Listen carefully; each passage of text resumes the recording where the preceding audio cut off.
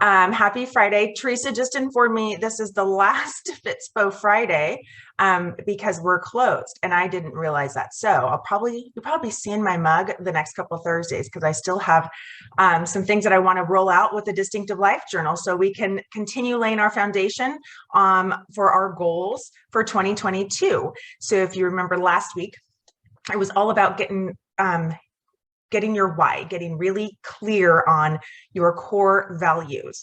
And so in the journal, there was a a couple pages of prompts, and I just wanted to kind of go through those and show you guys maybe what it looked like when I did it in my journal and my prompts, because I think I think I went through and I must have circled about, I don't know, 50 of them. But what was really interesting to me is that if I looked at them really clearly, excuse me, and got really, focused, I am always seeming to have technical problems here, even when I think I'm so prepared. Okay, so I must have circled about 50. So here's mine. Right? So I went through and you can see how many I have circled. So I got to get that down to 10, and then I got to get that down to 3. Seems maybe overwhelming, but I want to show you what I did. And I didn't do this last year when I did this, but I got my 10, but then I realized, wow, a lot of the ones that I circled fall under family, fall under mindfulness, fall under service. They all kind of layer underneath really what's important to us. And so if you start looking at it that way, you're like, okay, so I seem to have a lot of them that fall under personal growth, a lot of them that fall under family, a lot of them that fall under faith. Maybe those are my 3. And then you can even go after you have your 10 and realize how many of those fall under your top 3.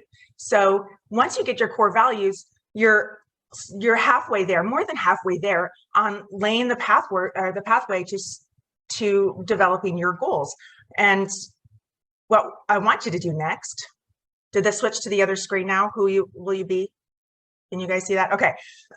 So I want you to journal who you will be. Okay. This is when you think bold and you write them in present tense. I am connected with the Lord and reading his word daily. I am spending quality time with my family every single week. My kids and I are planning a trip. My finances, I am saving up I have saved X number of dollars towards taking my family to Disney World. Whatever it is, think bold and present tense. Who do you want to be to live your distinctive life? This is your best life. 2022 is going to be your best year ever, and it starts right now, right? So once you get who you're going to be, then I want you to say, okay, how am I going to get there?